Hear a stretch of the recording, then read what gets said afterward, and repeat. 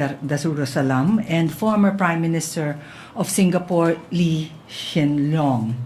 The President will be traveling to Brunei on 28 to 29 May to undertake his first state visit to the Sultanate.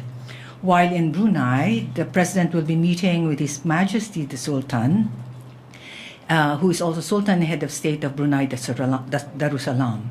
The President will also meet with the Filipino community, where he will highlight the contribution of more than 20,000 Filipinos currently residing in Brunei. There will be business forum where the President will meet with top members of the business sectors to promote trade and investment relations between the Philippines and Brunei Darussalam. The Philippines and Brunei are strong regional partners, are members of APEC, ASEAN, and the BIMP-IAGA. As Daphne has mentioned, in Singapore, the President will deliver the keynote address at the 21st edition of the IISS Shangri-La Dialogue. The Shangri-La Dialogue is an annual intergovernmental security forum held in Singapore, and it started in 2002. It is organized by the IISS, or the International Institute of Strategic Studies, which is a leading think tank specializing in security and defense issues. The dialogue will provide a good platform for defense ministers, military chiefs, government officials, and security experts around the world to discuss and address regional and global security challenges. While in Singapore, the President will also meet with the new leadership of the country, of Singapore, President Tharman Shanmugaratnam and Prime Minister Lawrence Wong. The President likewise will have a brief meeting with the former Prime Minister and currently Senior Minister, Lee Hsien Loong, on the sidelines of the Shangri-La Dialogue. This ends the overview, and I will turn the mic to Asik Rao, who will expound on the significance of these visits. Thank you. Good morning, Daphne, Ambassador Daza. Good morning, ladies and gentlemen of the Malacanang Press Corps. As spokesperson Ambassador Daza mentioned, President Ferdinand R. Marcos Jr. and First Lady Luisa Araneta Marcos will be conducting their state visit to Brunei Darussalam from 28 to 29 May 2024. And directly afterwards, the first couple will be flying directly to Singapore, where the President will be undertaking a working visit to Singapore to deliver the keynote address of the 21st edition of the IISS Shangri-La Dialogue. This would be the President's first state visit to Brunei Darussalam. This year marks 40 years of relations between the Philippines and Brunei Darussalam, as both countries established bilateral relations in 1984. Aside from the robust bilateral relations between our two countries, Brunei is the Philippines' close partner in a number of multilateral organizations, particularly in ASEAN and in the BIMP-IAGA. Our ties are multifaceted, encompassing cooperation in defense and security, maritime, agriculture, and trade, as well as people-to-people relations. This state visit is a signal of our vibrant relations, as both countries conducted the Joint Commission for Bilateral Cooperation chaired by the DFA last year. This state visit will provide an avenue for both leaders to take stock of the progress of our commitments and ongoing bilateral undertakings and fine-tune them accordingly. Aside from being part of the tradition of the ASEAN leaders visiting fellow ASEAN countries, this state visit is in line with the President's commitment to continue exploring avenues for economic growth and job opportunities for Filipinos, as the business forum is aimed to boost trade and investments into the country. Meanwhile, the working visit in Singapore will see the President deliver the keynote address to the 21st edition of the Shangri-La Dialogue. Only one leader delivers this address every year, and President Marcos was given the distinct honor for this year's Shangri-La Dialogue. As Ambassador Daza mentioned, this dialogue is attended by multiple stakeholders in the defense sphere, ranging from heads of governments, heads of states, and defense ministers to industry players.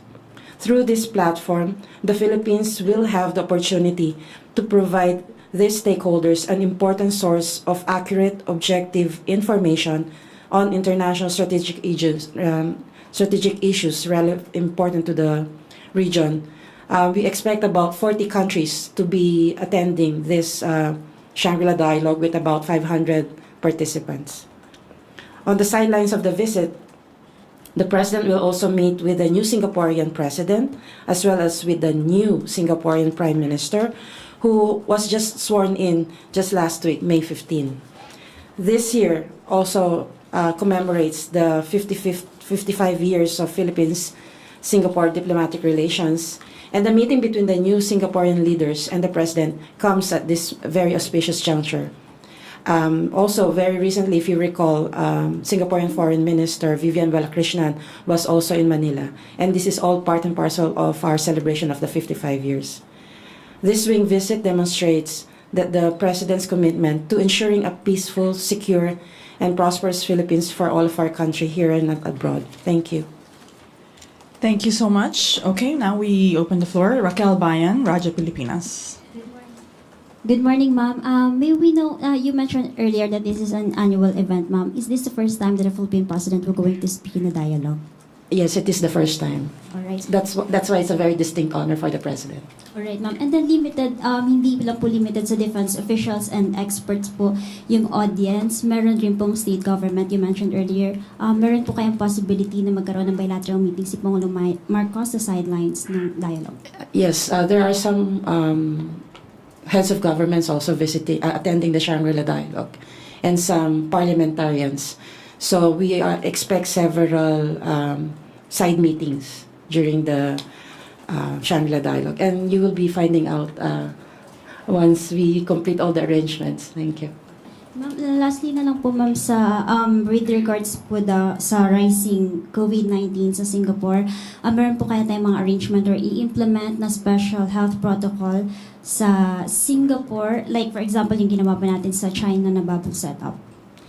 Right now, Singapore does not have this bubble setup just like in China, but we will, of course, the usual DOH, WHO proposals or the usual protocols that they have informed all of us. So we will be closely following that. I'm sorry, yung bilateral meeting po ng Pangulo natin kasama yung mga leaders ng Singapore, ano po kaya yung possible na i-brought up ni Pangulong Marcos? As you know, Singapore is an economic powerhouse, so this is one of the main points that we will be taking up. And of course, we want to ensure that the relationship continues under the new administration in Singapore. Okay, Ivan Mayrina, GMA7. Ano ho kaya ang expected outcomes ng trip na ito in relation to advancing our interests in the West Philippine Sea, considering the recent developments in the region? I presume for all meetings and as well as the speech of the President, his keynote address, this issue will be touched, but I do not wish to preempt the statements of the President. Considering that especially the Shangri-La Dialogue, heads of state, defense ministers, industry players will be there. So I was wondering kung ano kaya yung the outcomes that we might be hoping for after this visit.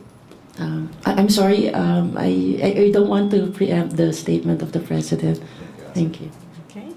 Maricel Halili, TV5. Oh, go ahead, ma'am. When you have a forum such as this, it gives a good platform for a country to actually expound and articulate its position on key issues. So it's important, it will be an important platform for us to actually also convey our positions relative to what is happening within the region and how and what we are advocating for. So it's something that is useful not only for those who are attending, but also for the country who's actually participating in this international forum. Thank you. Go back to Maricel. Magandang umaga po. Ma'am, may we know, since this is the first state visit of the President in Brunei, are we going to expect agreements that will be signed during his visit? Yes, we are actually currently in the process of finalizing text for several MOUs. But I can inform you that the MOUs that we are working with the Bruneian side will include priority areas ranging from agriculture to food security, maritime cooperation, tourism. And pwede pong paki-elaborate kung ano yung mga topics that will be discussed between the President and Sultan Bolkiah? Focus without preempting the discussions between the two heads of states, but we want to focus in on economic cooperation. As you know, Brunei is a powerhouse in terms of energy, but they are also a good source of a good market also for us. Ma'am, I understand you're still finalizing yung mga side meetings ni President sa Singapore, but may we have an idea kung ilan yung ina-expect natin or yung ina-arrange natin na leaders sa side meetings? We are looking at least 2 for foreign officials, not necessarily leader level. Thank you. Okay, Alvin Baltasar, Radyo Pilipinas. Gandang umaga po. Just to be specific po doon sa business side na ma-attenan din ni Pangulo Marcos, how many business agreements po yung inaasahan natin na mapagkakasunduan o pipirmahan ni Pangulong Marcos? For this, it would have to be the DTI to answer that question. Thank you. Any more questions? Jean Mangaluz, Inquirer.net. Hi, ma'am. You mentioned that this is a forum to give accurate information on strategic situations. Do you see this as an opportunity to counter disinformation campaigns by certain countries when it comes to, let's say, West Philippine Sea? Certainly, it would be an opportunity, but I don't want to preempt the keynote address of the President. Okay. Birthday girl, Eden Santos, Net 25. Hello, Mike. Good morning po. Gusto lang po namin malaman kung kasama po ba ang China doon sa Shangri-La Dialogue. Happy birthday, Eden. Kala ko si Yusek Daphne. Definitely. Actually, if you're interested in details in the Shangri-La Dialogue, information is available on the website. And I saw the list. I believe, yes, there will be a delegation from China. Thank you. All right. We're good? Yeah. This concludes our press briefing. Thank you very much, Spokesperson Ambassador Daza and Assistant Secretary Rao. And thank you, Malacanang Press Corps. Good morning.